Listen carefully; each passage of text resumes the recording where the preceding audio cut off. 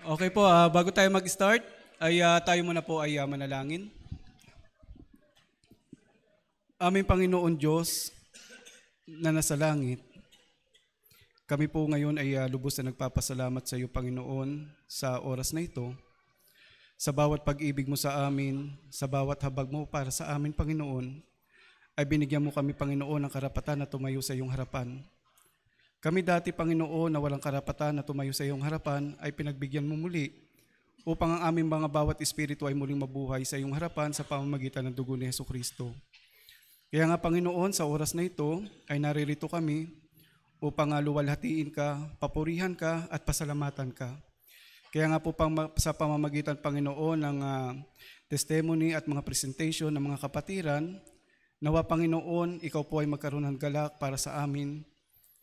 Tulungan mo kami, Panginoon, din sa oras na ito na magampanan po ng bawat isa ang iyong kalooban. Kaya nga, Panginoon, sa aming pasasalamat sa iyo, Panginoon, ang lahat ng ito ay aming itinataas sa ngalan po ng iyong anak na si Jesus. Amen.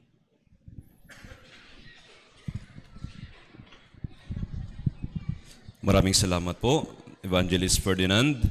Ngayon, ready na po? Ay, parang hindi pa. Break time ulit.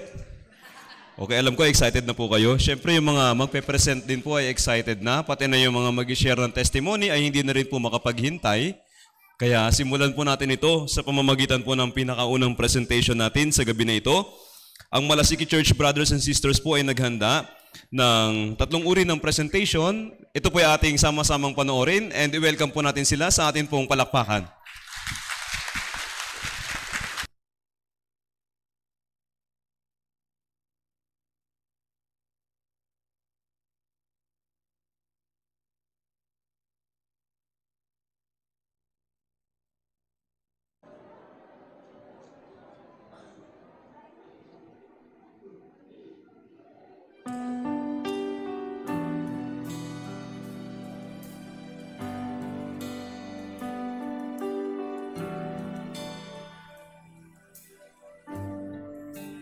Thank you for the cross, Lord.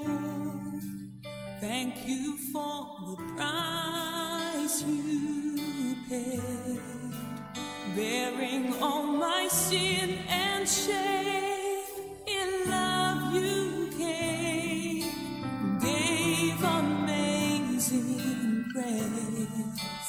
Thank you for this love.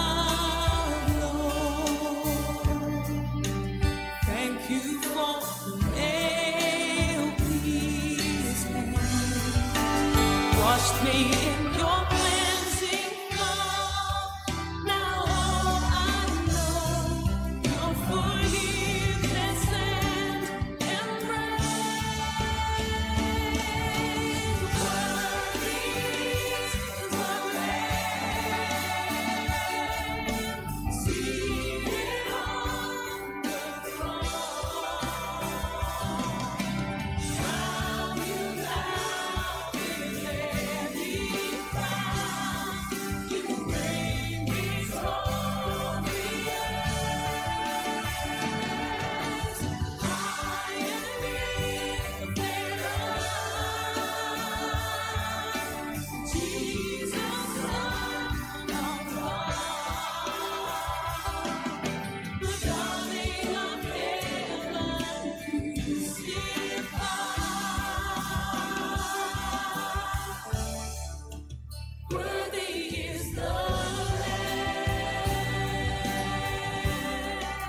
with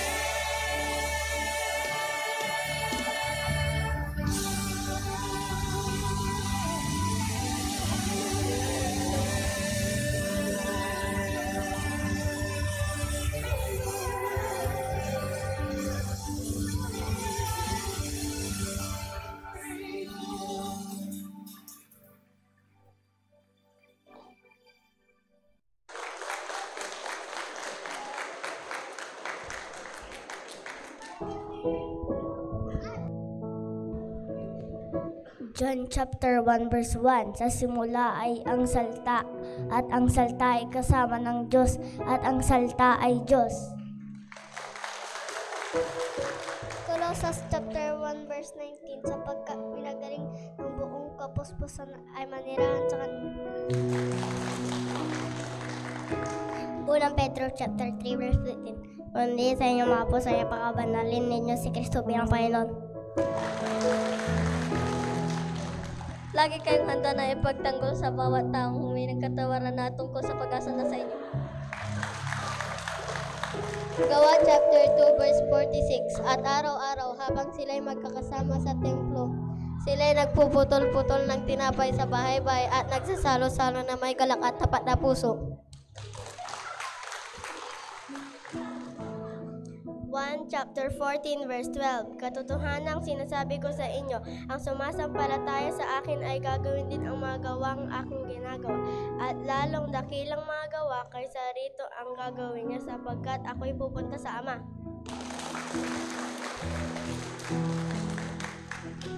John chapter 17 verse 21. Upang silang lahat ay maging gaya mo, Ama, na nasa akin at ako'y sa iyo.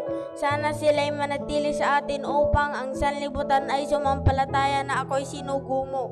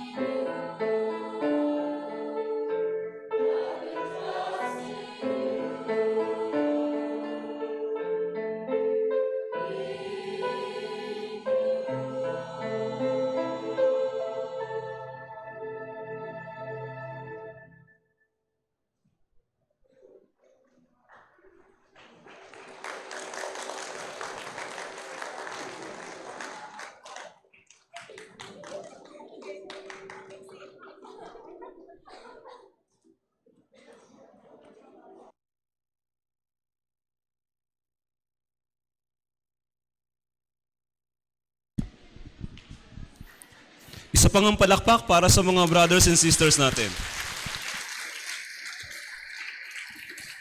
Maraming salamat po, Malasiki Church brothers and sisters. At narito naman po, kasunod na bahagi ay kanina pa rin po nasasabik na magbahagi ng kanyang patotoo para sa ating lahat. Mangbumula po sa Umingan Church, tinatawagan po sa harapan si Brother Henry.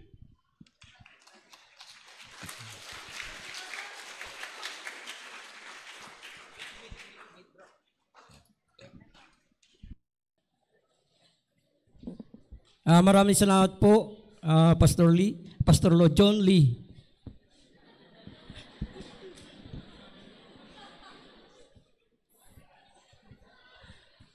Magandang gabi po sa mga maraming pastor at maraming evangelist po.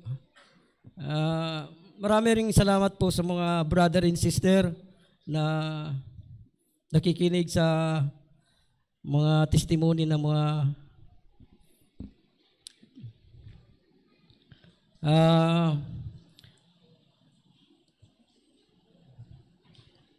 ako po si Brother Henry ng Umingan Church.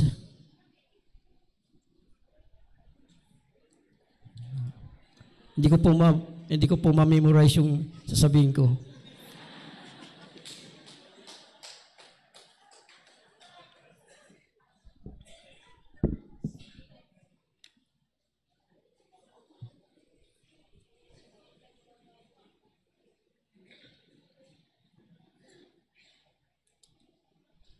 Papasalamat po ako sa Panginoon dahil nailigtas po ako noong September 10, 2019 po sa pamagitan ng pagdanak ng dugo ni Jesucristo. Unang-una po, si Evangelist Jano at ang katrabaho niya si Brother Harold, doon po kami nagkaroon ng pakinig ng salita ng Panginoon sa Ortigas Church po.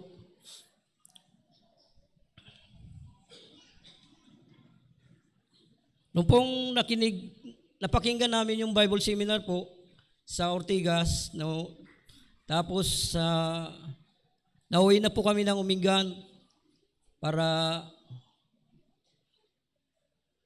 magpahinga. At maghanap na rin po ng church na kung saan po pwedeng makinig ng tuloy-tuloy na pakinggan ng salita ng Panginoon po. Ngunit sinabi ni Brother Harold kung saan po ang church na pwedeng pakinggan ng salita ng Panginoon. Itinuro po kami sa Malasiki Church po upang ipagpatuloy namin ang aming pakikinig po sa salita ng Panginoon.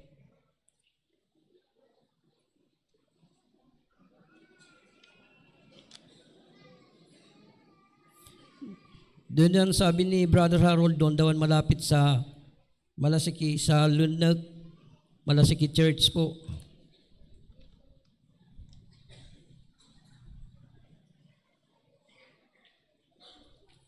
Doon po rin kami naranasan namin ng madaling araw na magising upang mag-church ng maaga. Tapos pag-uwi namin, pagbiyahin namin, bali 1.5 hours ang papunta na po ng Malasiki mula sa Umingan Church po.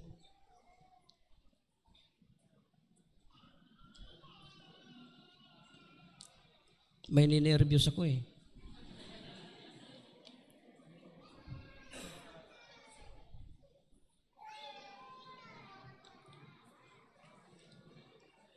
Pag nag-Bible seminar din po kami, minsan sa hapon, magbabiyahe kami. Tapos mag-start mga 7 sa Malasiki. Bali, 2 hours yung Bible seminar, Minsan umuwi kami mga alas 12 na ng gabi. Eh, ayun, makarating kami sa bahay, alas 12 na.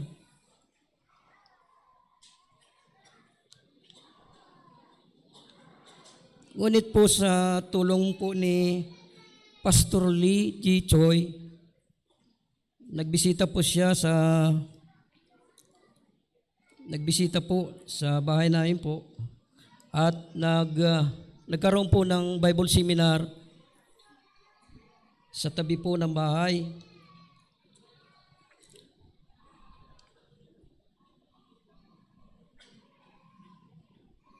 Dahil po sa tulong din ng Panginoon, tuloy-tuloy po. Mga ilang buwan din po, nag-Bible muli kami sa amin sa pamagitan ni Pastor John Lee.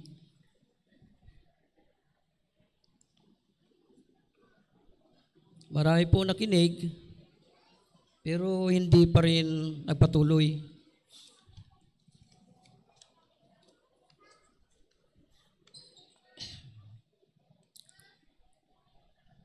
2019 po, nagpatayo po si Pastor John Lee, Pastor John Lee Choi ng Church sa Umingan Parts. Pastor Lee G. Choi.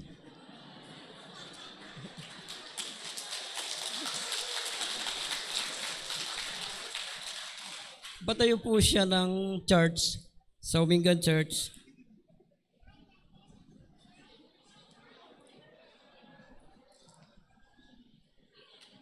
Ayun, tuloy-tuloy na po na nagkaroon kami ng church. Hanggang sa tuloy-tuloy na po na nagkaroon din po ng halos buwan-buwan po may Bible seminar po. Napunta po rin si Pastor John ko. Tapos nagkaroon din si Evangelist Carlo.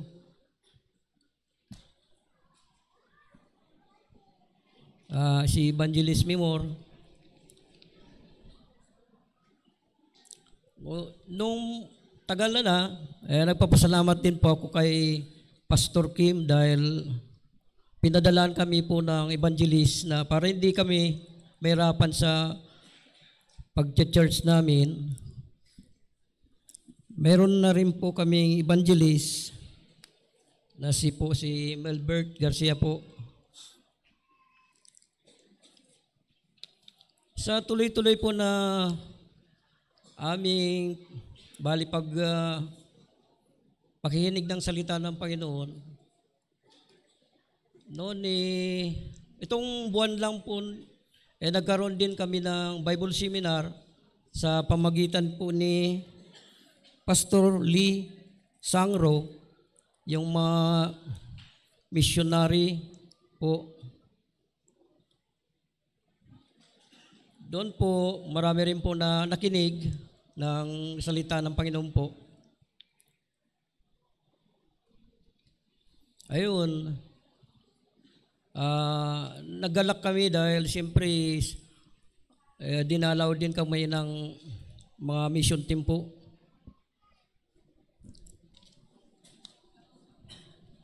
Kaya hiningi ko po rin pre-request nyo po na lalo pang lumago ang Umingan Church po, Panginoon.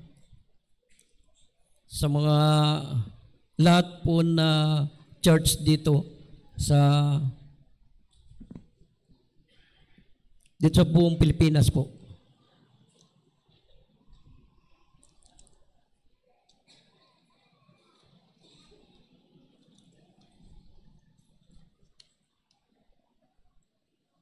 Ayun po medyo naninervyos pa rin ako.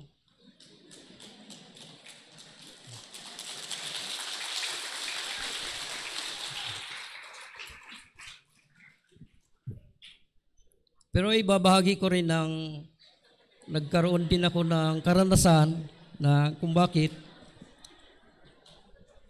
O minsan, siyempre, tao rin din tayo na nagkakasala. Minsan nanghihina. Pero panalangin lang. Sabi nga manalangin ka na walang patid. Ay, wala na po. Salamat po.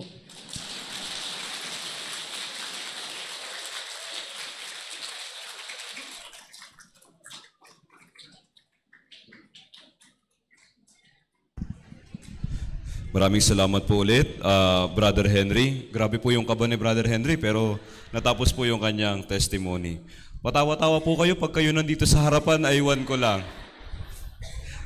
Ngayon po, para po sa pangalawang testimony po natin ngayong gabi, ibabahagi po ito sa atin mula po sa Angeles Church ni Brother Godofredo. I-welcome po natin.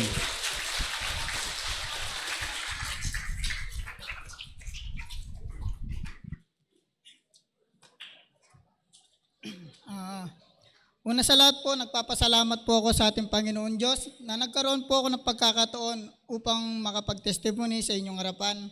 At magandang gabi po sa ating pong mga pastor at evangelist at magandang gabi rin po sa ating mga brothers and sister. Ako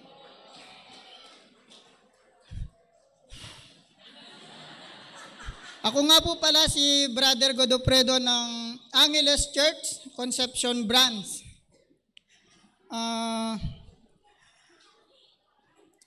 Naligtas po ako noong July 17, 2020 dahil sa pamamagitan ng dugo ni Kristo na dumanak sa krus.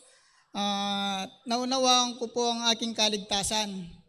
Pero bago ko po naunawaan ang aking kaligtasan, ako po isang Katoliko na namamanata. Isa po akong deboto noon. Nagpapalaspas po ako kada taon sa tuwing Holy Week. Alos 8 years ko na pong ginagawa yon dahil sa pagkakaalam ko po is, sa tuwing ginagawa ko po yon is, ang pagkakaalam ko is nagagawa ko yung kalooban ng ating Panginoon Diyos at nagbabawas ako ng kasalanan. Yun po ang aking pagkakaalam noon. Kasi po wala pong nagtuturo sa amin kung paano ang tunay na kaligtasan, kung paano hanapin ang buhay na walang hanggan. Kaya po nagpapasalamat po ako na kina Pastor Kim na niya po yung ebanghelyo sa Concepcion. Dahil po sa pamamagitan ni Pastor Kim at sa bahay po ni na Brother Ray at Sister Eileen, nayaya po nila noon yung aking misis na siya pong unang naligtas sa aming pamilya. Bagamat po ako nagtatrabaho nun sa Magalang bilang isang driver, niyaya niya po ako na mag-attend ng Bible seminar na 5 gabi yun. Pero ang sinabi ko po sa kanya, kung gusto mong manood ka. Wag na wag mo kong yayayain dahil mag-aaway lang tayo. Yun po ang talagang sinabi ko sa kanya. Pero bagamat po ganun ang sinabi ko, talagang sobrang iyak niya po. Sa tuwing gabi na pagkatapos po ng Bible seminar na pinapanood niya, sinishare niya po yung napapanood niya sa akin. Pero ako po, busy ako sa kaka-cellphone. Hindi ko po siya iniintindi, pinapabayaan ko lang po siyang mag-isang magsalita. Sabi ko sa kanya, basta't wag mo lang akong yayain, pabayaan kita dyan, hindi tayo mag-aaway. Pero po nung natapos niya ang Bible seminar na yon is, na pinasa niya po pala yung mga, binasa niya po sa akin, pinasa sa cellphone ko yung Bible seminar na yun na 5 session. Sa hindi niya po alam, pag mayroon akong time, is pinapanood ko po yun, patago sa kanya, na hindi niya alam. Dahil ayoko pong, gusto mo rin palang manood, di mo ka pa nakisabay sa akin. Pero po, sa unang pagkakataon ko po, napanood ko po yun is, parang wala pa rin po. Parang napanood ko lang. At sa pagkakataon po noon, nagkaroon po ng Bible seminar na doon sa amin. Yung nga po, yung pamilya ko, yung mga anak ko. Sila naman po yung naligtas. At sa pangatlong pagkakataon po, sa Bible Seminar, yung nga po noong July 17, 2020, doon ko po talaga napatunayan yung tunay na kaligtasan ko is matagal na pala, hindi lang po pala natin nalalaman. Kaya po nagpapasalamat po ako kina Pastor Kim noon at saka kina Evangelist Bong na nagsakripisyo kahit malayo po. Kasi ang agwat po ng Angeles to Concepcion sa amin, kung ibabiyay mo po ng motor is 1.5 hanggang 2 oras po. Ang layo po ng sa amin. Pero bagamat po ganun kalayo, nagtiyaga po sila sa amin na may hayag po yung ebanghelyo sa lugar po namin.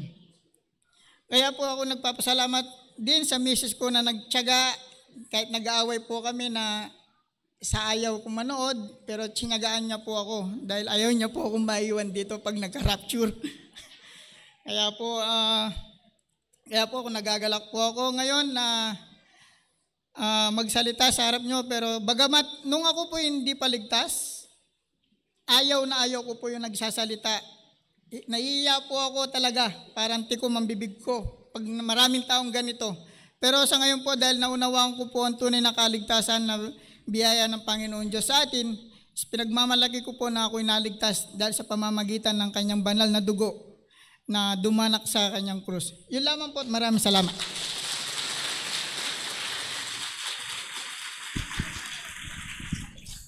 Muli, maraming salamat po, Brother Godofredo, sa iyo pong napakagandang patotoo. Ngayon po ay pangalawang praise na ihahandog po sa atin.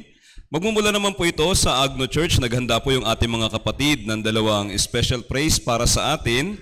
On the Path You Go at Kalooban Mo'y Sundin. Tinatawagan po, Agno Church, Brothers and Sisters.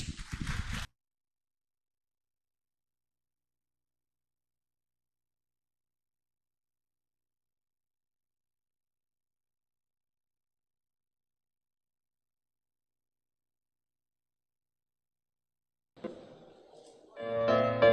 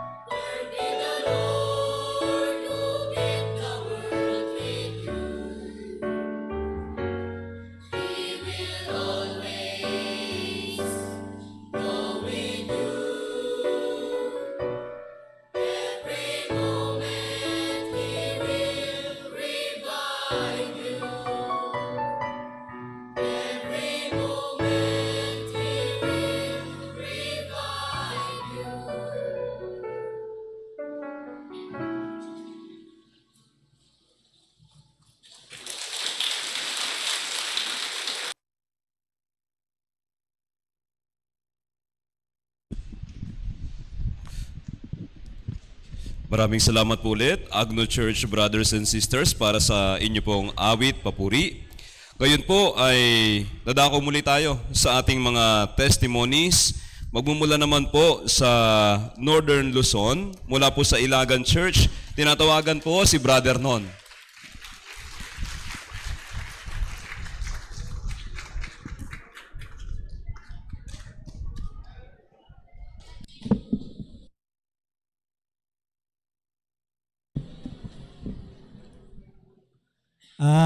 Una po sa lahat, nagpapasalamat po ako sa unang-una sa Panginoon at ako po ay dinala niya po rito first time at ayun po, tayo po ay tinipon niya pong muli.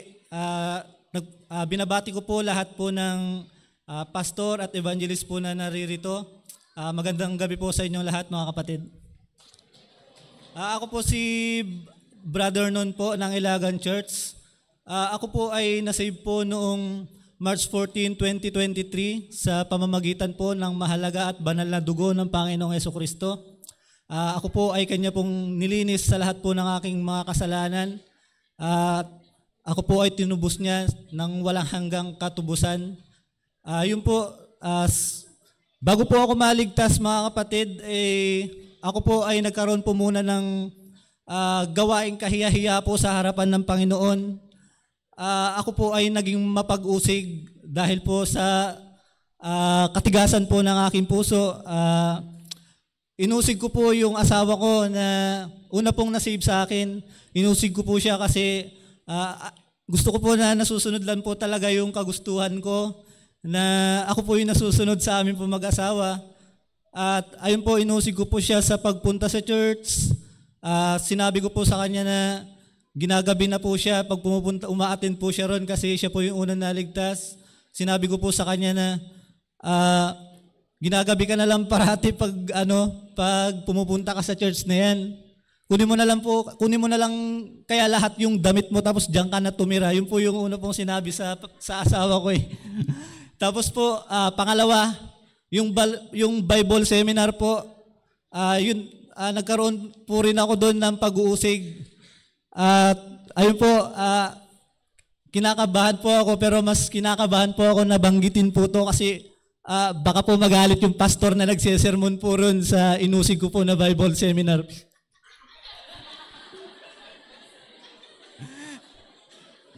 Tapos ayun po, sinabi ko po na kinukulit po ako at pinipilit po ako na hikayatin po nung asawa ko, si Sister Jem po, na makinig doon po sa Bible seminar.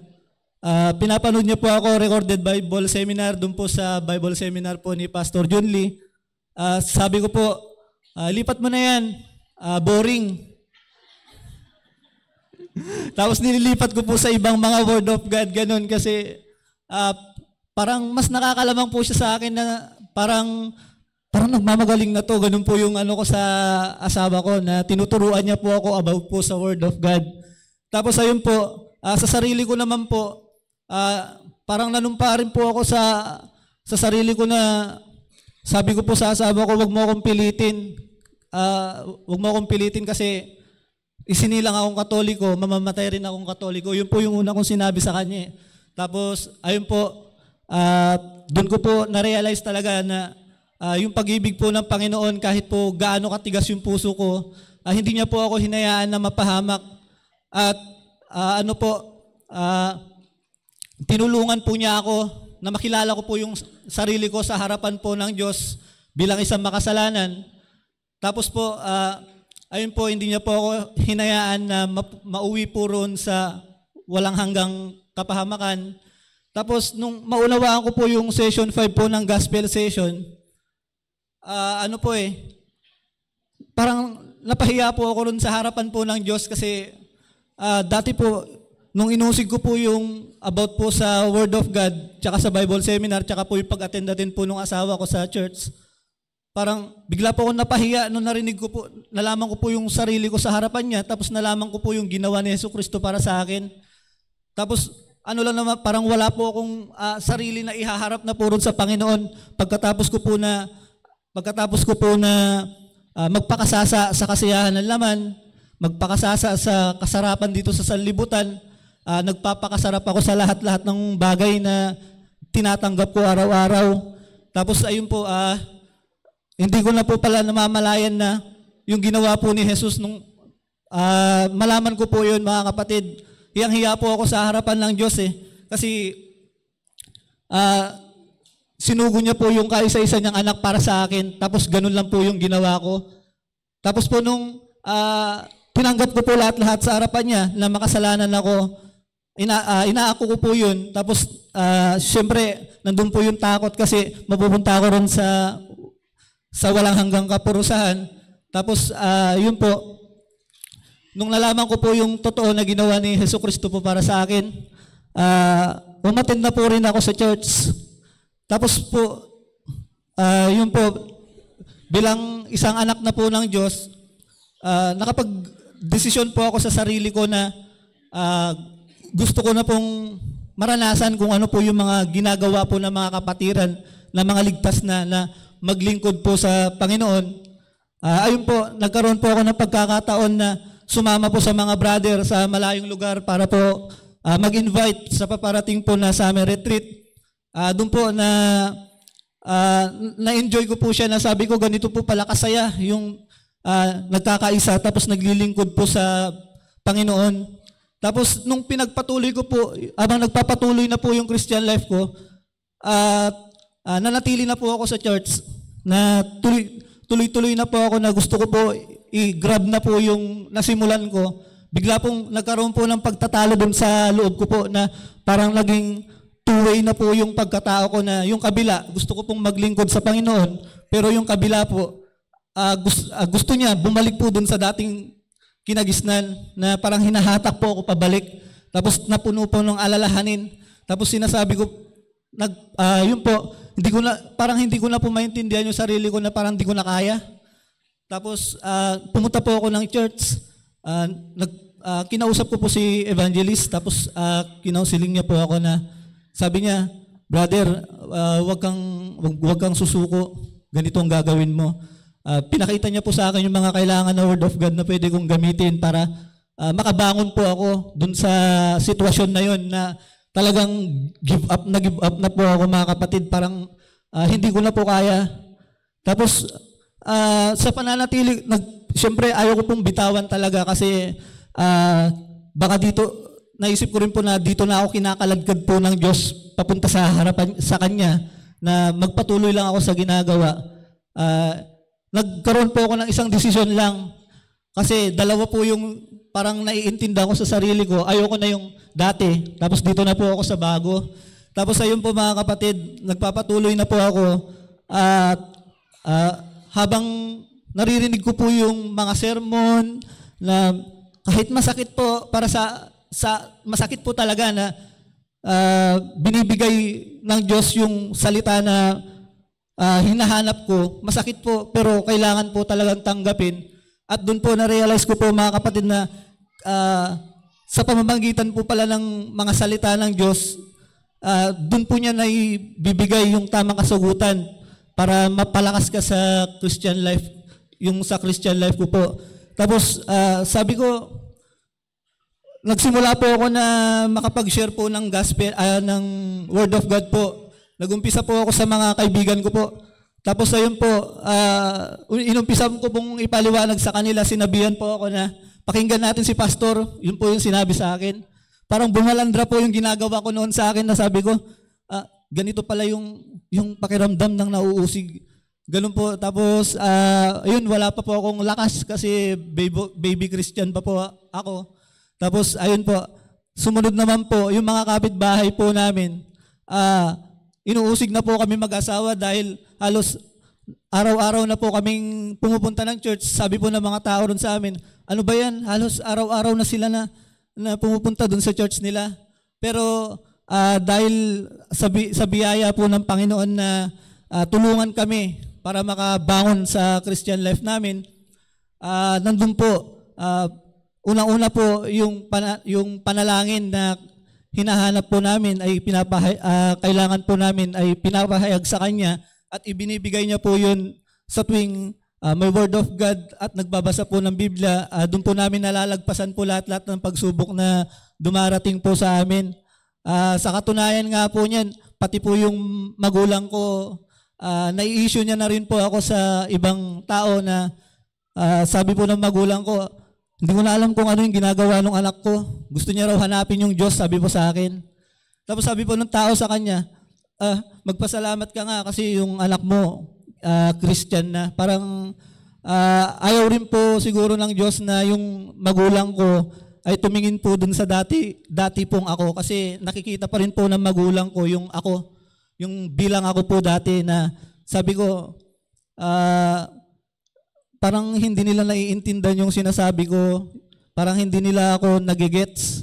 Kaya ayun, tuloy-tuloy pa rin po ako sa pananalangin na sana po kahit po sila makarating rin po sa pagkakilala ng katotohanan. Tapos magkaroon po sila ng tunay rin po na kaligtasan. Dahil po kasi ron, meron na rin po akong alala para sa magulang ko. Yung unang-una po yung takot sa Diyos. Tapos pangalawa po yung nag-aalala ko na baka dumating po yung bukas na wala na rin po silang masasabing bukas pa, pag-uli na yung lahat. Kaya yun po, nagpapatuloy po kami na yung mga magulang po namin ay kailangan na tuloy-tuloy lang na ipanalangin at wag susukuan kasi ikinumpare ko po yung sarili ko eh. Ako nga po na napakatigas ng puso, dinurog po ng Diyos yung puso ko, sila pa kaya na halos ayaw kaming pakinggan dun sa mga sinishare po namin pagdating po sa Christian life namin.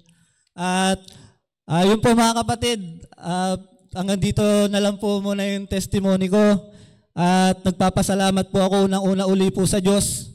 At ako po ay dinala niya dito first time at maka-fellowship ko po kayong lahat at yung mga iba pong evangelist at mga pastor po. Yun lamang po mga kapatid, maraming salamat po.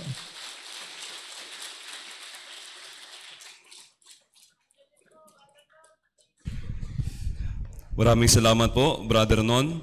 Hindi halatang kabado Okay, ngayon po, isa pang testimony mula din po sa isa pang church natin sa North Luzon. Manggagaling naman po ito ng Ballesteros Church. Naku po, pagkalayo-layo nito. I-welcome po natin, Sister Annabel.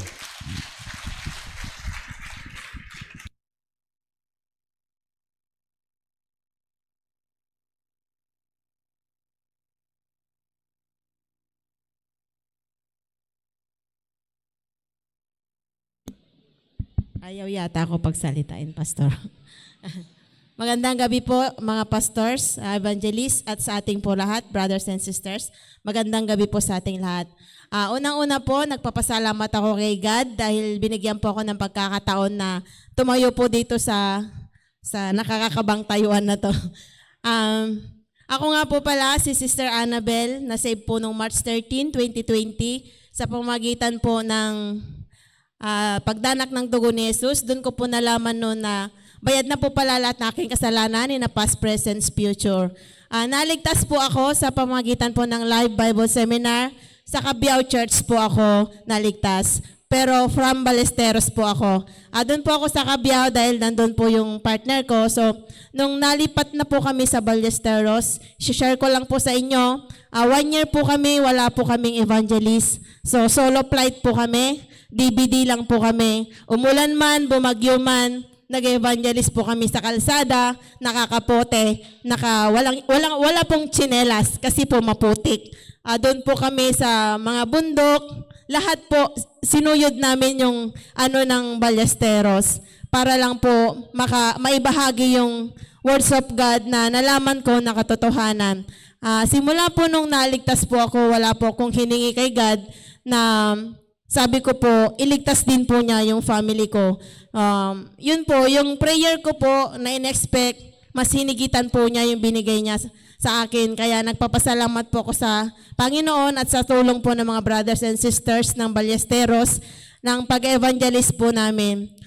Yun po, hindi ko po makakalimutan yung hirap namin. Andun po yung inusig kami, sinigawan sa kalsada, pinagtatawanan. Pero hindi po kami nagpatinag. Talagang nilaban po namin yung katotohanan na words of God. Na nandun pa po na hinabol pa po kami ng itak. Pero hindi po kami natakot. Sabi ko, tara, tuloy pa rin tayo. Kausapin pa rin natin sila, baka ako pumayag sila nag-Bible seminar. Yung araw na po yun, hindi po namin sila napapayag dahil may hawak-hawak pong malaking itak. Pero tumuloy pa rin po kami. Pero nung araw na po yun, sa kabilang side, doon po sila pumayag. So, yung araw na po yun, yung naligtas po doon sa Bible Seminar, kasama po namin ngayon. Sa nagpapasalamat po kami kay God dahil hindi po niya pinabayaan yung araw na yon. So, yun po. Sa 3 years ko po na naligtas, wala po akong palya sa pagsisilbi sa Panginoon. Hanggang nung dumating nung 2023, June, nung dumating po yung evangelist namin, maraming salamat po dahil binigyan na kami ng evangelist. Meron na rin po kaming church building ngayon. Kaya thanks po kay God kasi halos 1 taon pa lang po kami pero binigay po niya yung lagi namin pinagpe-pray. Ayun po, bumagsak po ako ng Christian life ko nung kumabilang bayan po ako. Kaya yun po, in first to second month ko, okay pa po yung Christian life ko. Pero nung third month na po, doon po unti-unti na nawawala na. Kasi puro online na po kami ni Brother Jay. Kaya hirap po kami noon doon sa Macau dahil po wala po kaming evangelism, wala po kaming fellowship. Kaya mahirap po para sa akin na malayo po sa church. Kaya sabi ko nung may last week ng October, doon po ako talaga pinalo ni God. As in talagang discipline po yung binigay niya sa akin. Masakit. Kaya yun po. Sa ngayon po, nagre-recover po ako, nagagamot. Kaya humihingi po ako sa inyo ng prayer nawa sa susunod na CT scan ko po ay maging clear na po yung nabagsakan po kasi ako ng bakal sa ulo. Tapos nag-combine pa po yung sakit ko po na kaya yun po, masakit po yung palo niya sa akin. Kaya sabi ko noon sa mga brothers and sisters sa Ballesteros, huwag nyo na pa akong gagayahin na pumunta sa ibang lugar na walang church. Kasi mahirap po yon. Experience ko po mismo, napakahirap ng wala pong fellowship, wala pong evangelism. Lahat po ng kasama mo, unbeliever. Kaya lahat, naniniwala ako na ang nakasulat sa Bible ay mangyayari at mangyayari. Discipline ay totoo po yun. Dahil experience ko po. Kaya nakikiusap po ako na wag nyo na pong gagayahin. Wag nyo na pong, yung may balak po na lumayo sa church, pag-isipan po ng 100 times kung meron pong sa lugar na pupuntahan nyo na church o wala. Wag na po kayo umalis kasi mahirap po na wala po talagang church. Yun po, nagpapasalamat ako kay God kasi nung nasa critical na kalagayan po ako, hiniling ko lang, bigyan lang ako ng lakas para makauwi dito sa Pilipinas. Wala pa pong 1 week, lumakas po ako. Nag-resign po ako sa trabaho ko pero hindi ako tinanggap. Inoperan pa po ako ng malaking sahod pero sabi ko, uuwi na ako, babalik po ako sa church. Babalik po ako magsilbi sa Panginoon dahil kahit man po may pera po ako doon kung walang God, napakahirap po. So mas pipiliin ko po maghirap sa pagsisilbi sa Panginoon kaysa po may pera na wala pong Panginoon. Kaya salamat po kay God dahil nakarating po ako ngayon dito sa retreat na wala pong nararamdaman na. Pero bago po kami pumunta dito, sinumpong po yung ulo ko na niloloko pa nga po ako ni Evan na okay lang yan, ligtas ka naman na. Pero pwede rin maiwan, sabi niya. Pero sabi ko, hindi po ako magpapaiwan. Sasama ko kahit masakit po yung ulo ko. Kaya yun po, humihingi po ako ng prayer sa inyo, nga isali nyo po sa mataimtim na panalangin sa kalakasan ko po at kalakasan po ni Brother Jay. At hinihingi ko rin po na ipag-pray nyo po yung evangelist namin na binigyan kami ni God ng napakabuting evangelist, masipag, all around. Kaya yun po, na nawa, magkaroon pa po siya ng lakas, hindi siya magkakasakit. Dahil pag nagkasakit po siya, hindi po namin alam kung ano pong gagawin namin dahil napakasipag po niya talaga, wala pong pahinga. Kahit umulan, bumagyo, tara, visitation tayo. Kaya sabi ko, minsan nagkakamot na lang ako. Si Evan naman, ang lakas-lakas ng ulan. Mag-aaya pa rin Pero salamat po sa Panginoon kasi napakasipag po niya. Hindi po siya tumitigil sa pag-evangelize. Talagang blessed kami na binigyan kami ng evangelist na ganun po yung puso niya sa amin. Gusto po niya lahat ng tao sa Cagayan ay maligtas. Kaya po, muli humingi ako ng prayer para po sa evangelist namin sa pamilya na po, na naway bigyan siya ng lakas palagi araw-araw. Yun lamang po. Maraming salamat.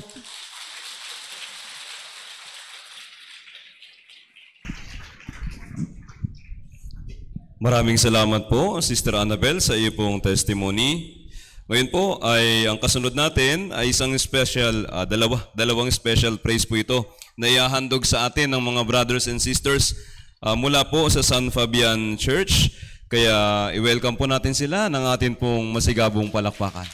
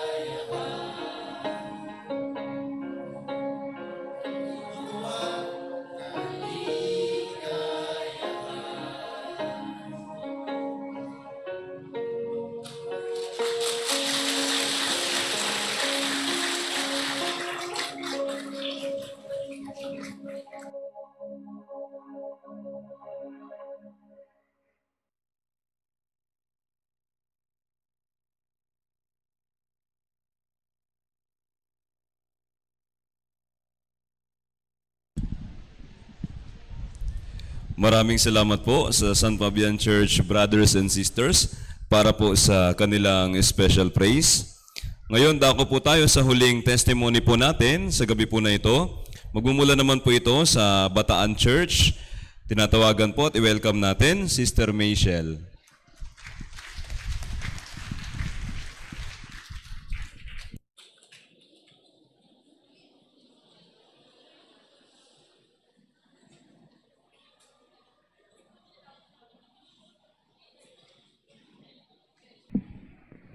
Magandang gabi po, brothers and sisters. Pagpaumanhi po, kabado, ang dami tao.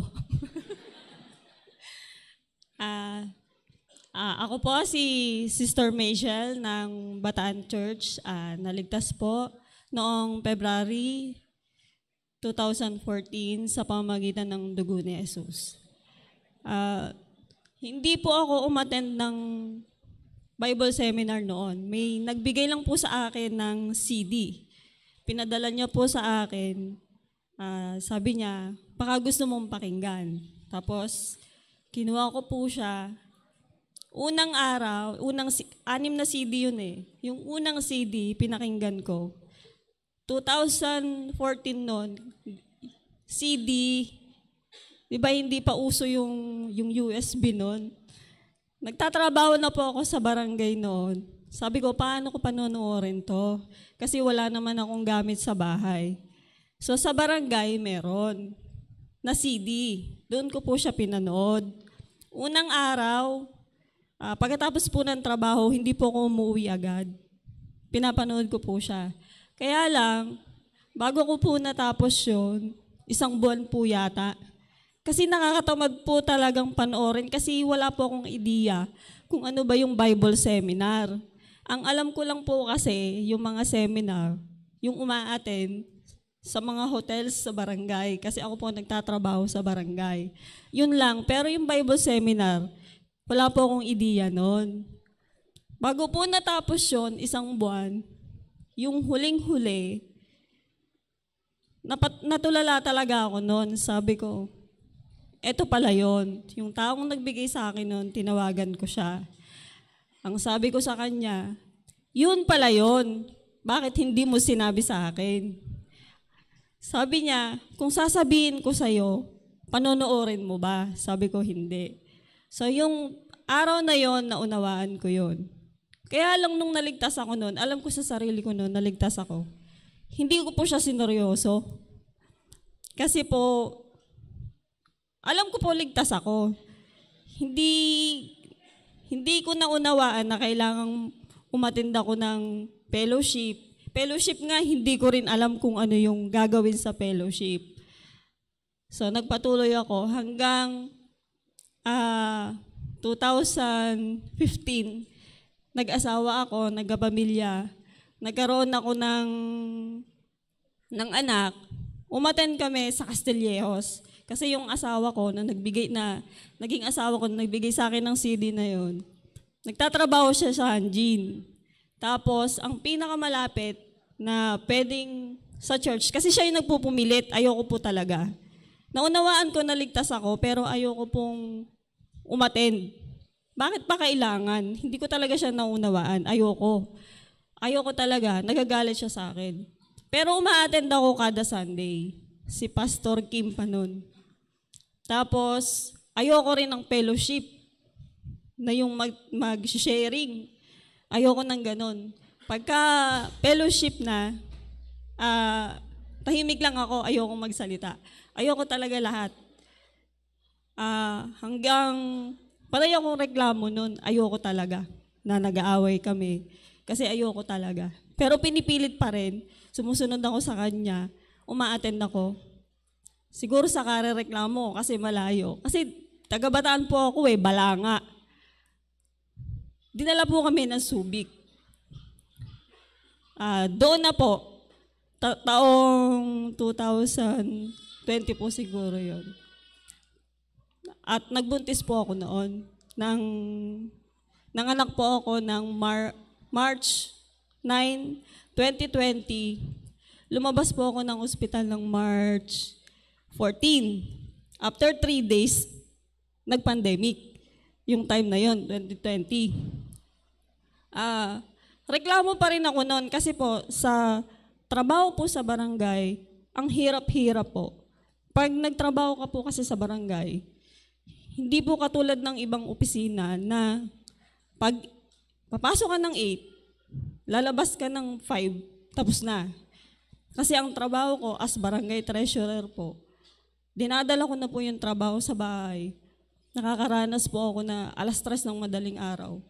Pasa ko yung mga vouchers ko para lang ipasa. Kasi malaking responsibilidad po ang trabaho ko ng time na yon.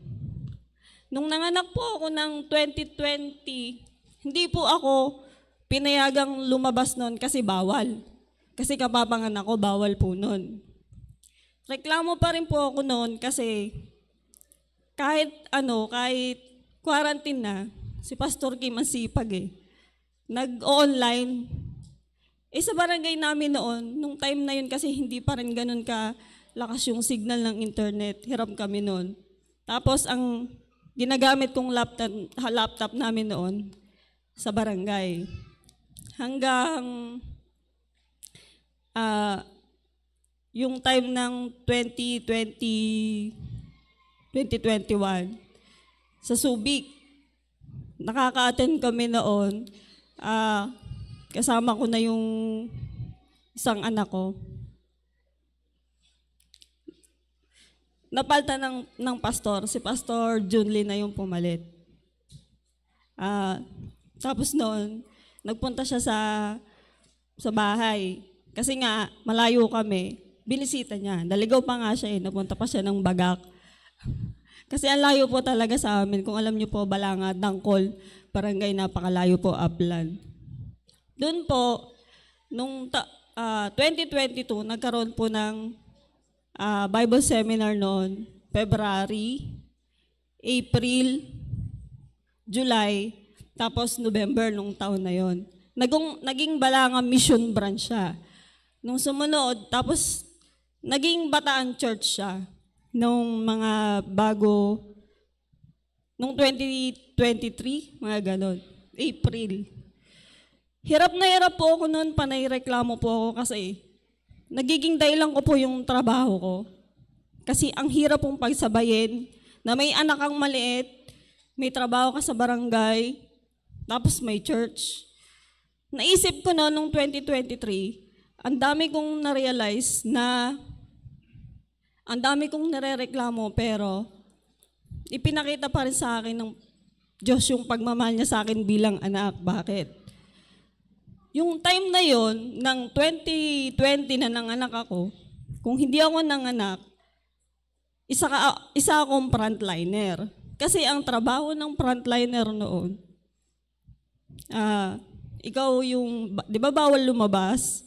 Ikaw yung bibili ng grocery nila, magbibigay sila ng listahan, bibilhin mo yon, magluluto ka, iaabot mong isa-isa sa bahay. Yun ang trabaho ng frontliner noon sa barangay. So naisip ko, blessing na rin sa akin na nanganak ako kasi hindi ako lumabas ng bahay. Naisip ko yung panahon na yun, nung 2023 na ngayon na pinagsapapasalamat ko. Baka isa ako sa nagkaroon ng COVID ng time na yun. Kasi may expose ako. Pinagpasalamat ko yun. Sumunod, hindi ako pinilit ng kapitan namin na pumasok. Nagreklamo pa rin ako noon. So naisip ko, panay kang reklamo. Pero lahat na ng pagluluwag binibigay sa'yo. Sana nga po ngayong retreat hindi ako sasama. Kasi last year, hindi po ako umaten. Hiyang-hiya ako sa Panginoong Diyos noon nung time na yon. Kasi anong dahilan ko? Trabaho. Kasi pag nagtatrabaho ka po talaga sa barangay, ngayon may pasok. Sabi ko, babawi ako. Babawi ako. Kahit may pasok, kahit may requirements na kailangan ako ipasa, a-attend ako ng retreat. At eto po ako ngayon. Iniiwasan ko yung fellowship noon pa. Pati yung year-end fellowship, ayoko. dito po pala ako mapupunta sa malaking pagtitipon. Yun po, naisip ko palo po yata sa akin. Ayaw mo ng fellowship, sige, ilalagay kita sa malaking pagtitipon. Gusto ko rin pong hingiin ng pagkakataong to para po magpasalamat sa Subic Church. Sa kapatiran po ng Subic Church. Kung hindi po dahil sa inyo, hindi po magkakaroon ng Bataan Church. Salamat po sa pagtsatsaga. Kasi po, sobrang layo. Nakikita ko po, pati po kay Pastor, salamat po. Kahit wala pa po kaming evangelist, minister, sinusuportahan niyo pa rin po kami. Sa tuwing kada matatapos po yung buwan, tinitingnan po yung schedule namin kada buwan. Nakalagay po doon, Fellowship, Bataan Branch, Balanga, Maribeles. Maraming salamat po kasi binibigyan niyo po kami ng oras. Kahit po alam kong hirap din po kayo sa church, binibigyan niyo po kami ng binibigyan niyo kami ng oras. Maraming salamat po. Mahal ko po kayo. Ilang po, maraming salamat.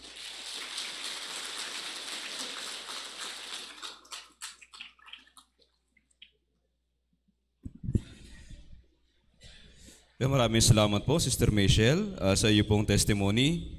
At ngayon naman po ay, grabe yung paghahanda kanina. Ito, yung kurtina. Makikita na natin kung para saan lahat po ng ito.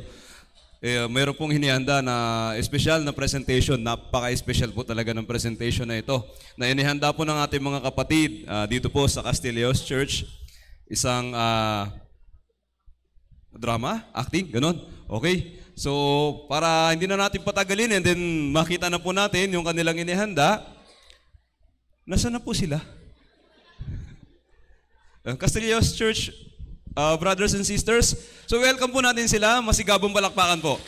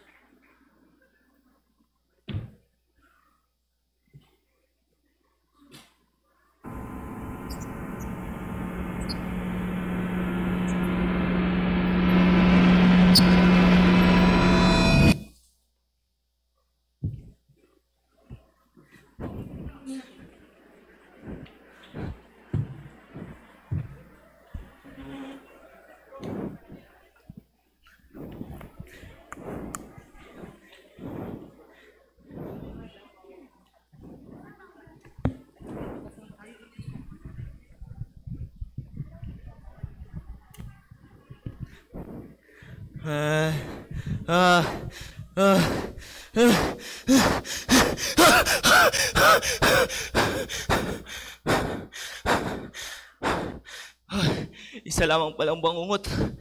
Saulo! Saulo! Saulo! Ano yun? Magmadali ka! Narito ang gurong Gamaliel. Ang guro! Guro! Hanggang ngayon ba'y nakahiga ka pa rin sa iyong higaan? Habang ang iba ay nag-aaral at nagsusuri ng mga kautusan? Dapat tayong matuto alinsunod sa kahigpitan ng kautusan ng ating mga ninuno na masigasig para sa Diyos. Bawal ka na riyan. Patawad, guro. Ngayon di po. Una, ako ang Panginoon mong Diyos na naglabas sa iyo mula sa lupain ng Ehipto. Mula sa bahay ng pagkaalipin, huwag kang magkakaroon ng ibang Diyos sa harapan ko.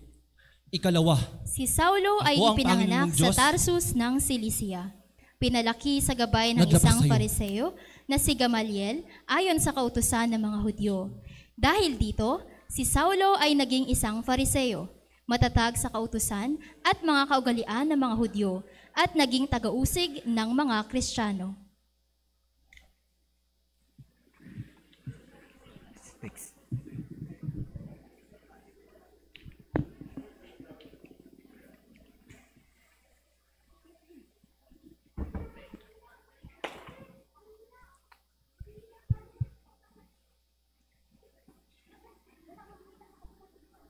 Tagahina.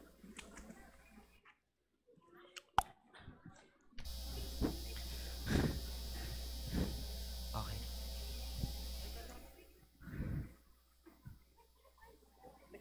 Okay na yun, okay na yun. Isang araw, si Esteban ay buong tapang na nangangaral ng ebanghelyo sa mga Hudyo. Mga Ginoo, mga kapatid at mga magulang, kayo'y makinig sa akin. Kayong laging matitigas ang ulo at dituli ang puso at mga tenga. Kayo'y laging sumasalungat sa Espiritu Santo. Ano ba ang ibig mong sabihin sa iyong sinasabi, Ginoo? Kami ba ay sumusuway sa Diyos sa pagsunod namin sa kautusan ni Moises na aming ninuno at dakilang propeta? Tignan ninyo, nakikita kong bukas sa mga langit at ang anak ng tao na nakatindig sa kanan ng Diyos. Sinungaling. Guro, ano ang hatol ng kautusan laban sa mga taong tulad nito na laban sa kautusan na ibinigay sa atin ni Propeta Moises na ating ninuno? Ang dapat sa ganyang tao ay batuhin hanggang kamatayan. Panginoon, huwag mo silang pananagutin sa kasalanang ito.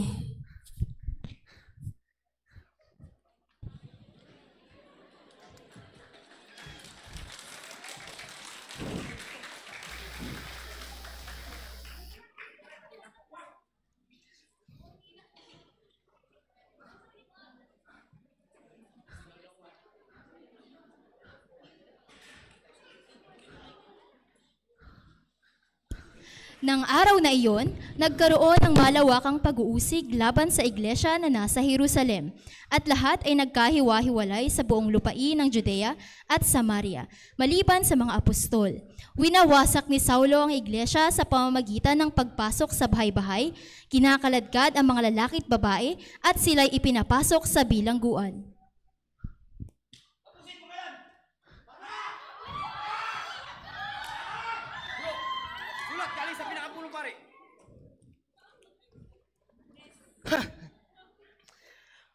Mga minamahal na kababayan na matatag sa paniniwalang Hudaismo, narito ang kasulatan mula sa pinakapunong pari sa Damasco na kung sino man ang makita natin nakabilang sa daan,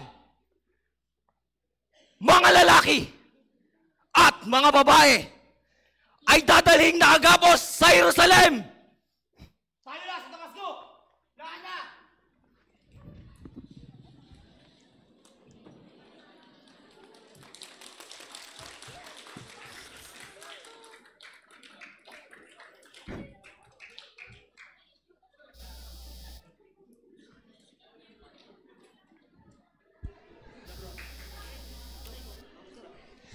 Sa kanyang paglalakbay, dumating siya sa malapit sa Damasco. Natatanaw ko ng lungsod. Malapit na tayo sa bayan ng Damasco, mga kasama.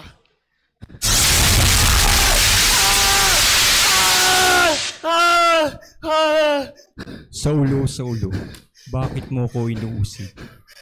Sino ka, Panginoon? Ako si Jesus na iyong inuusig. Tumindig ka at pumasok sa lungsod at sasabihin ko sa iyo ang dapat mong gawin. Bro, ano nangyari? Sino yung kausap? Wala akong makitang anuman. Wala akong makitang anuman. Wala! Wala!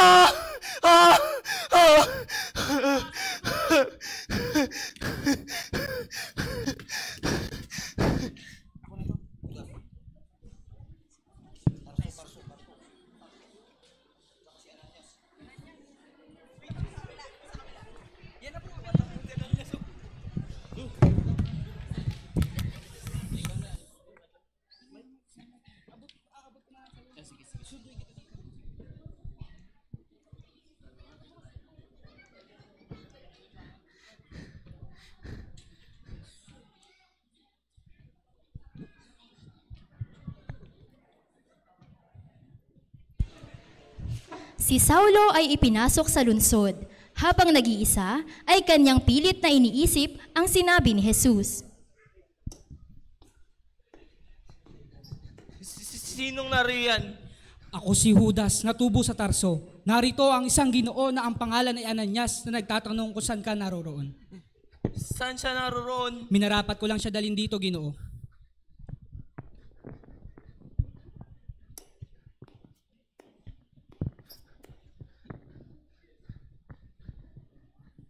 Kapatid na Saulo, sinugo ako ng Panginoong Hesus na napakita sa iyo sa daan sa pagpunta mo rito upang tanggapin mo ang iyong paningin at mapuspos ng banal na Espiritu. Nakakakita na ako. Nakakakita na ako. Ibinalik ng Panginoon ang aking paningin. Salamat! Salamat, Panginoon! Agad na nabuksan ang mata ni Saulo at siya ay napuspos ng Espiritu. At agad siyang tumayo at sinabi, Bautismuhan mo ako. Bautismuhan mo ako. At pagkatapos kumain ay muli siyang lumakas. Sa loob ng ilang araw ay kasama siya ng mga alagad na nasa Damasco. Naging makapangyarihan sa pangaral si Saulo at kanyang nilito ang mga Hudyo na naninirahan sa Damasco sa pagpapatunay na si Jesus ang Kristo.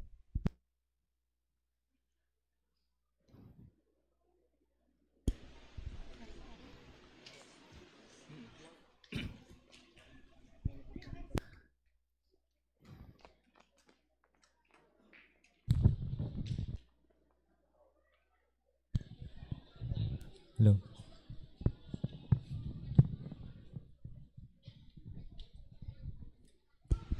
Nang siya'y dumating sa Jerusalem, pinagsikapan niyang makisama sa mga alagad. Silang lahat ay natakot sa kanya sapagkat hindi sila naniniwala na siya'y isang alagad.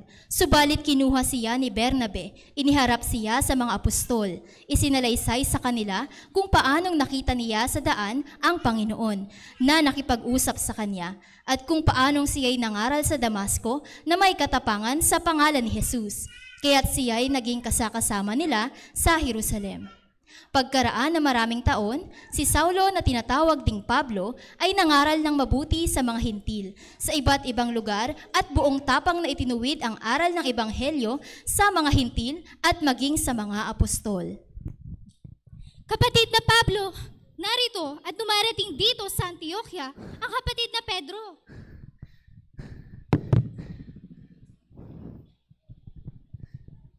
Kapatid na Pablo, Kapatid.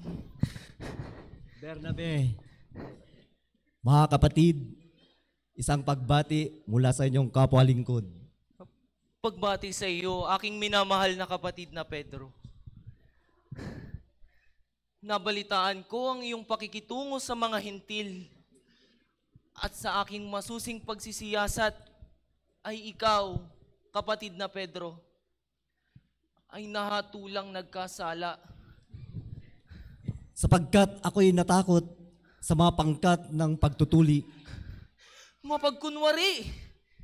Maging si kapatid na Bernabe ay nahuli sa ganyang pagkukunwari. Oo, sapagkat kami ay labis na natakot. Aking nakikita na kayong dalawa ay hindi lumalakad ng naaayon sa Ebanghelyo.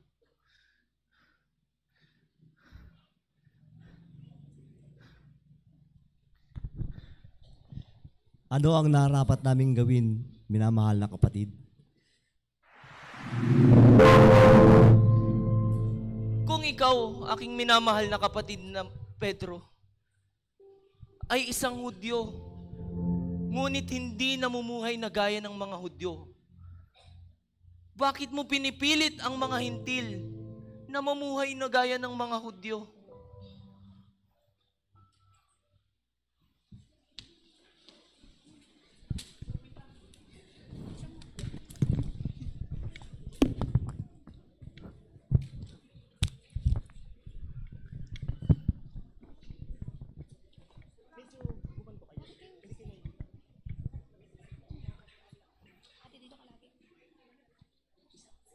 Wait lang daw po.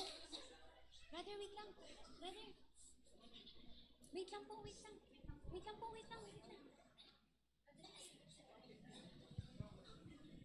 Nangaral si Pablo sa Antioquia, Cyprus, Iconio, Listra, Troas, Tesalonica, Berea, Atenas, Corinto, Efeso, Macedonia, Gresya at iba pang mga lugar. At sa kahuli-hulihan ay sa Jerusalem.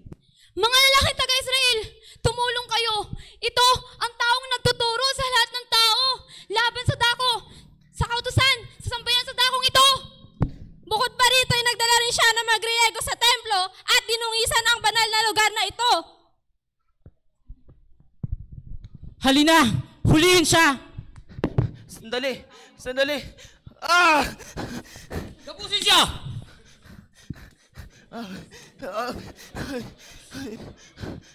Sino ka? At ano ang iyong ginawa upang makagawa ng ganitong kaguluhan? Alisin siya! Alisin siya! Kunin siya at dalhin sa impilan. Sandali, sandali. Hayaan niyo ako magpaliwanag sa taong bayan. Gusto mo nakausapin ang mga taong halos pumatay sa'yo? Hayaan niyo siya.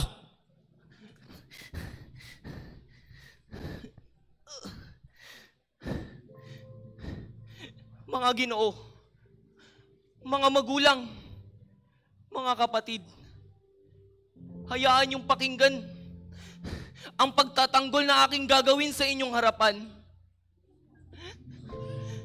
Ako'y isang Hudyo, natubo sa Tarso ng Cilicia, ngunit lumaki sa bayang ito, sa paanan ng punong paring si Gamaliel, sa ilalim ng kautusan ng ating mga ninuno na masigasig para sa Diyos. At sumusunod sa kautusan na gaya ninyong lahat ngayon. Isinalaysay ni Pablo sa taong bayan ang kanyang pagkatao at ang kanyang pagbabagong loob mula sa pagiging taga-usig ng Kristiyano hanggang sa pangaral ng Ebanghelyo. Madali!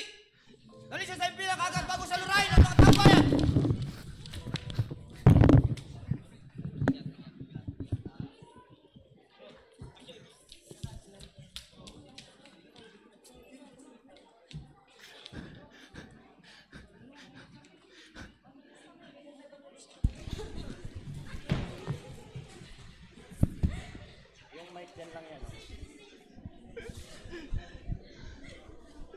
Open.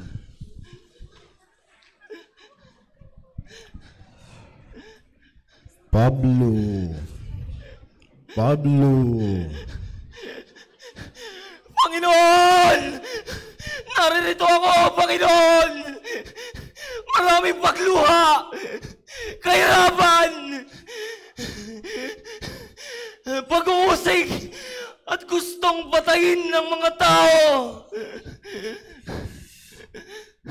Lakasan mo ang iyong loob, sapagkat kung gaano ka nagpatutuo tungkol sa akin sa Jerusalem, ay kailangan mong magpatutuo sa Roma.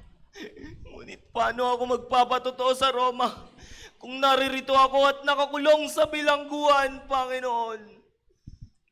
Lakasan mo ang iyong loob.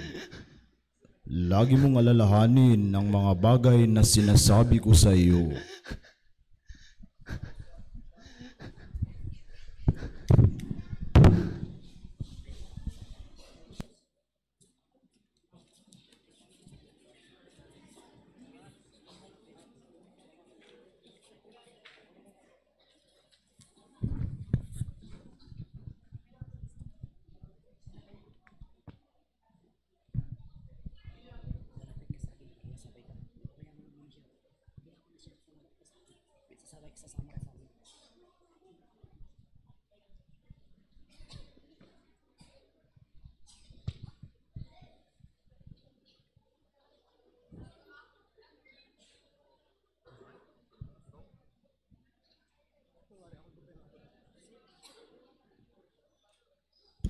Dahil sa maraming mga taong gustong patayin si Pablo, minabuti ni Claudio na ipadala siya kay Gobernador Felix, kasama ang maraming kawal at mga mangangabayo. Bibigay po kayo sa'yo, galang-galang ng Gobernador Felix.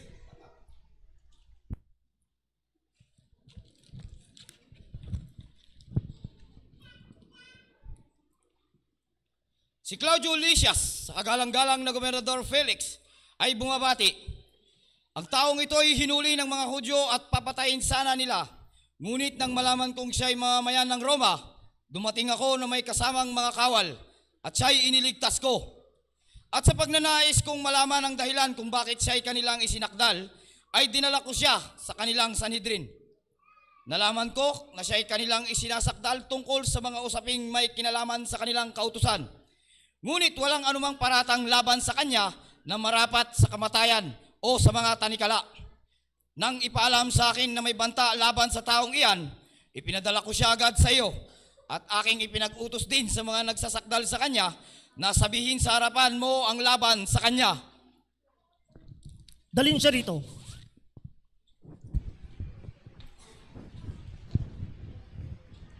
Taga saan ka? Ako'y taga Celicia, kagalang-galang na Gobernador Felix. Narito ba ngayon ang mga tagapagsakdal?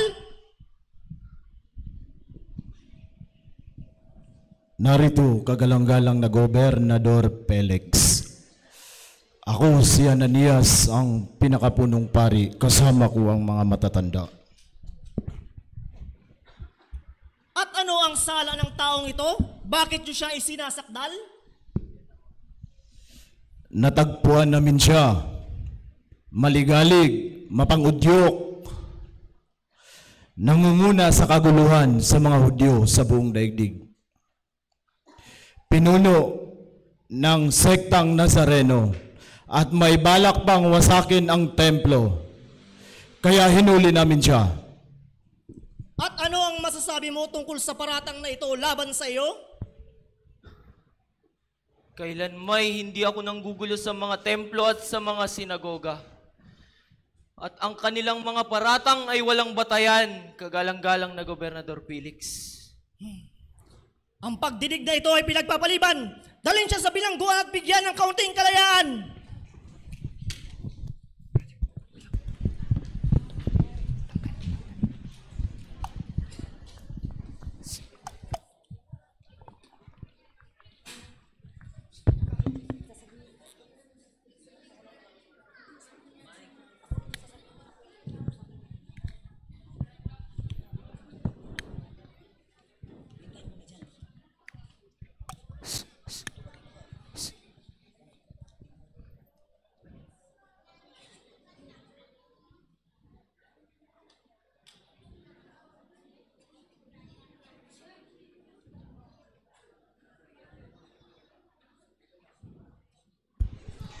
Sa pagnanais na gumawa ng ikasisiya ng mga Hudyo, ay pinabayaan ni Felix si Pablo sa bilangguan.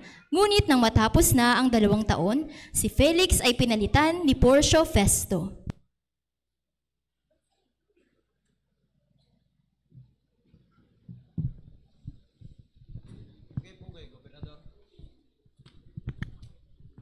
Aking ipinapakilala sa inyo ang bagong pinuno, ang kagalang-galang na bagong gobernador, Porcio Festo. Kapitan ng Kawal, dalhin dito ang bilanggong nagngangalang Saulo. Ngayon din po, kagalang-galang na Gobernador.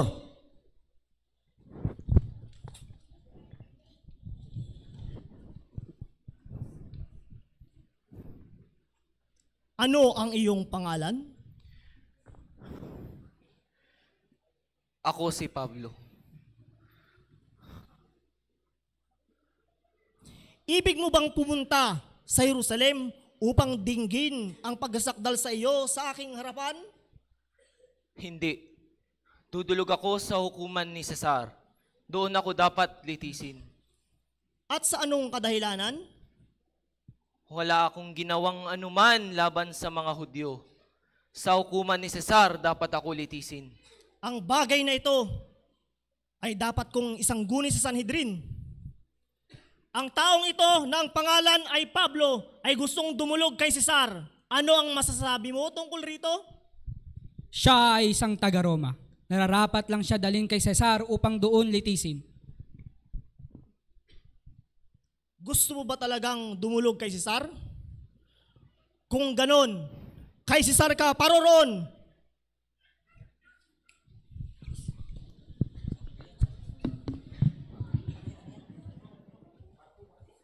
tulungan niyo. Tulungan.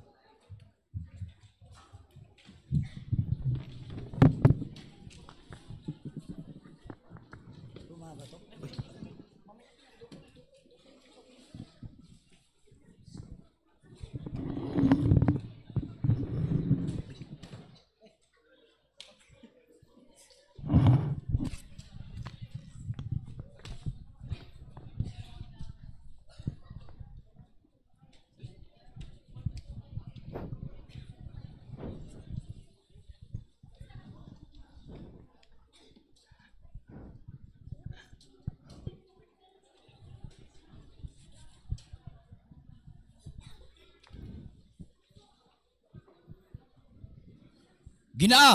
Ay. Nais kong makausap ang kapitan ng barko. Oh, halay kayo, samahan ko kayo kay Kapitan. Kapitan, isang punong kawal gusto kang kausapin. Ikaw ba ang kapitan ng barko? Siyang tunay, Ginoo. Ano bang maipaglilingkod ko sa iyo?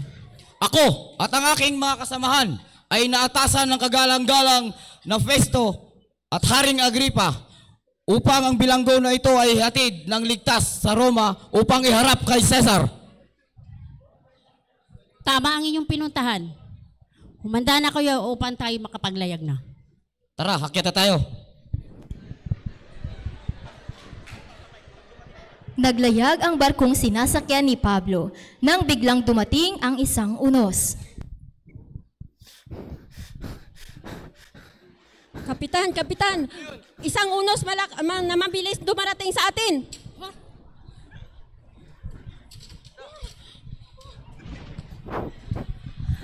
Magsikta ang lahat!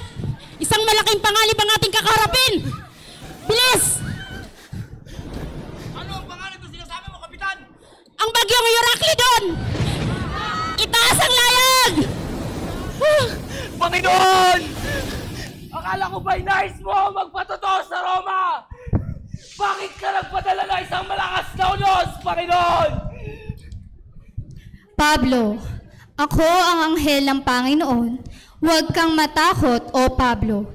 Kailangan mong humarap kay Cesar at tunay na ipinagkaloob ng Diyos ang kaligtasan sa lahat ng kasama mo sa paglalayag. Lakasan ninyo ang inyong mga loob, mga kasama! Ang Panginoong Diyos ang naglabay sa atin! Nagpatuloy ang malaking unos sa maraming araw. Sa ika-14 na araw ng bagyo, habang 276 na mga tao sa barko ay nanghihina at hindi kumakain dahil sa unos, pinalakas ni Pablo ang kanilang loob at hindi kaya't ang lahat na kumain.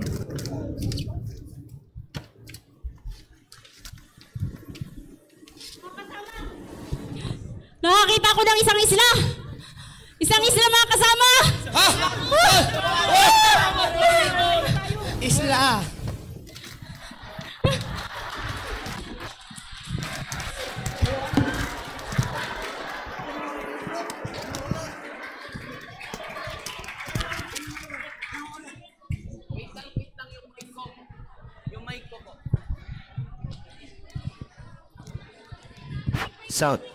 Sound check, sound.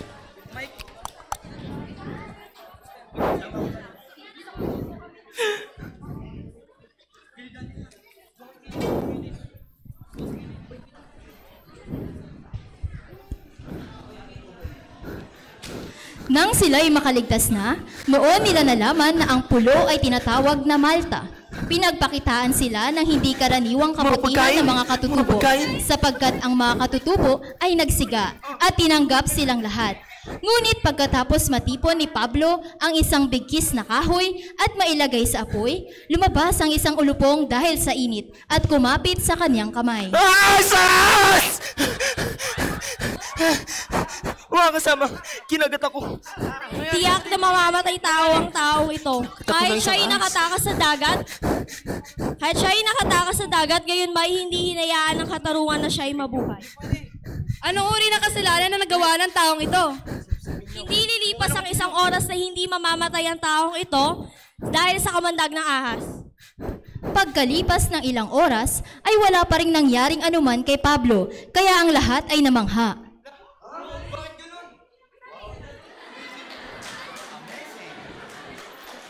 Nanatili sila sa Malta sa loob ng 3 araw at nagpatuloy sa paglalakbay patungong Roma.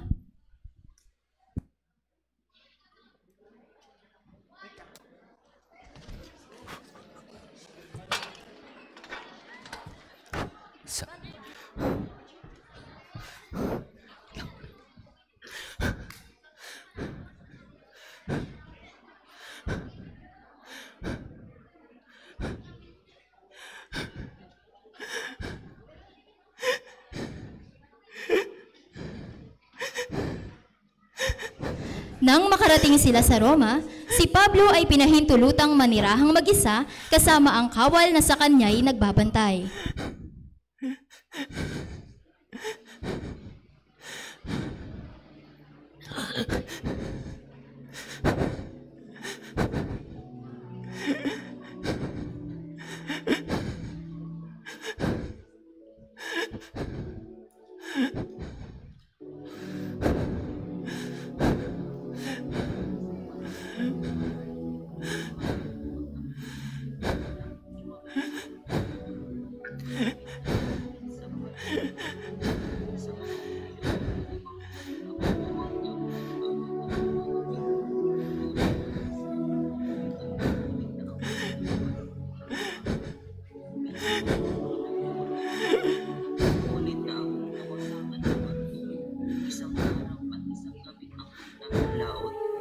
Nasa madalas na paglalakbay, nasa panganib sa mga ilog, panganib sa mga magnanakaw, panganib sa aking mga kababayan, panganib sa mga hintil, panganib sa lungsod, panganib sa mga ilang, panganib sa dagat, panganib kasama ng mga huwad na kapatid, sa pagpapagal at hirap, sa mga pagbubuyat, sa gutom at uhaw, madalas na walang pagkain, kiniginaw at hubad. Bukod sa mga bagay na nasa labas, ako'y araw-araw na nabibigatan dahil sa alalahanin para sa mga iglesia. Ngunit alang-alang kay Kristo, ako'y nasisiyahan sa mga kahinaan, paglait, kahirapan, pag-uusig at mga sakuna, sapagkat kapag ako'y mahina, ako nga'y malakas. Nanirahan siya roon ng buong 2 taon sa kanyang sariling inuupahang bahay at tinatanggap ang lahat ng sa kanya'y nagsasadya na ipinapangaral ang kaharian ng Diyos at itinuturo ang mga bagay na tungkol sa Panginoong Hesukristo na may buong katapangan at walang sagabal. Dahil dito, naging malaya si Pablo na ipangaral ang ebanghelyo ng Panginoon sa pamamagitan ng mga sulat.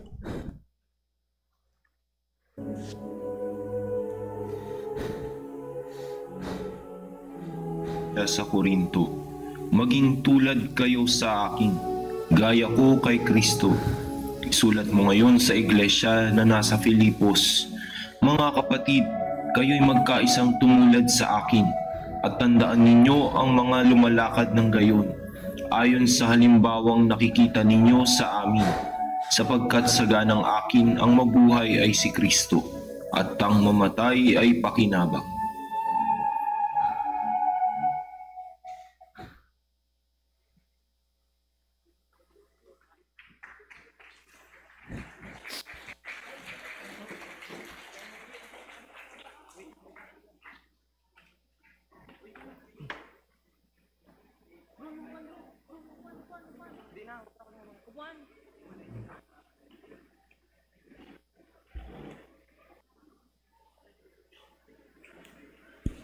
Sa katapusan ng maraming taon sa bilangguan, ang araw ng kanyang pagpanaw ay dumating na.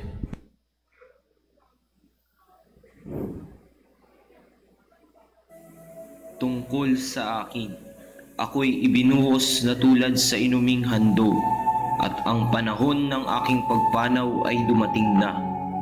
Nakipaglaban ako ng mabuting pakikipaglaban. Natapos ko na ang aking takbuhin. Iningatan ko ang pananampalataya.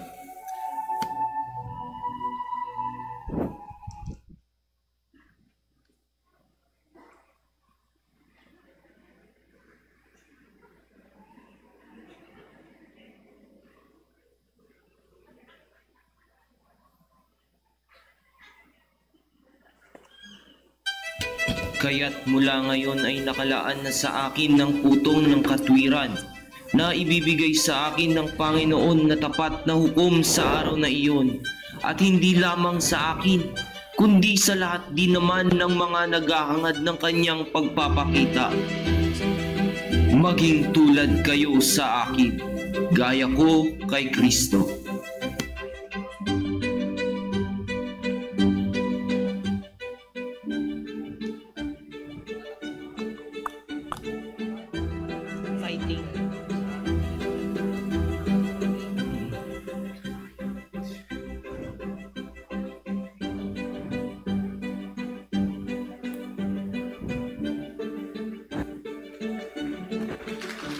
Three, two, one.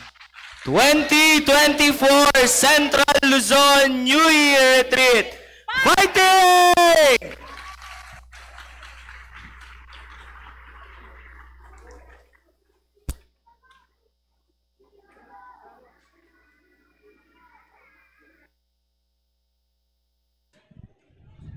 Okay. So isa pa pong masigabong palakpakan para sa brothers and sisters natin.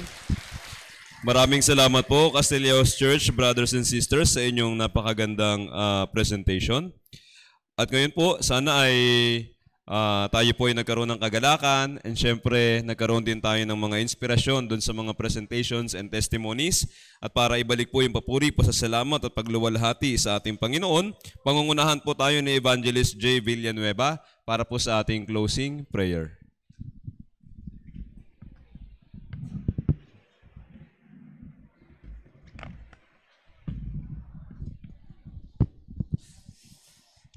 Tayo pong lahat tayo muko at manalangin. Banal at mahabagin naming Amang Diyos na aming minamahal, Panginoon, maraming salamat po sa dakilang pag-ibig na iyong pinatunayan doon sa krus. Na nung kami pa ay makasalanan, ikaw po ay namatay doon sa krus at idinanak mo po ang iyong napakahalagang dugo para po mapatawad ang lahat ng aming mga kasalanan. Panginoon, maraming salamat po na pagkatapos po ng aming kaligtasan ay hinahayaan po, Panginoon, na makapanatili po kami sa iyong iglesia na iyong katawan, Ama. Panginoon, tulungan niyo po kami, Ama, na kami po ay magpatuloy sa pagpapanatili sa church nang sa gayon matanggap po namin yung kinakailangan namin upang kami po ay lumago, Ama. Panginoon, labis po kami nagpapasalamat sa ibinigay niyo pong pagkakataong ito upang may daos po namin itong 2023 New Year Retreat. Nawa sa pamagitan po ng New Year Retreat na ito, Ama, kami po ay masandatahan, kami matanggap po namin yung kalakasan ng sa gayong Panginoon. Yung 2024 na aming haharapin ay makapamuhay po kami ng naayon po sa iyong kalooban. Kung kami po ay magbabalik tanaw sa 2023, Ama, marami po kaming pagkukulang at hindi po namin nasunod ng lubusan ang iyong kalooban. Kaya nawa itong 2024 po ay magawa po namin mamuhay na sinusunod po ang iyong salita, Ama. Panginoon, kung wala po ang iyong tulong at gabay, hindi po kami makakapamuhay ng nayon po sa iyong kalooban. Hayaan niyo po na makapagpasya po kami na mamuhay na sinusunod lamang po ang iyong salita. Nawa po, Panginoon, matularan po namin ang iyong pag-ibig at ang pagsunod, Ama. Panginoon, bigyan niyo po kami ng kalakasan, ganyan po spiritual at physical, nang sa gayon bukas ay makapakinig po kami ng maayos muli, Ama. Ama, sa pagpapatuloy po namin sa New Year Retreat na ito, ikaw po ang mag-ingat at gumabay po sa amin, Ama. Kaya ito po yung aming samot dalangin sa pangalan ng aming Panginoong Jesus. Amen.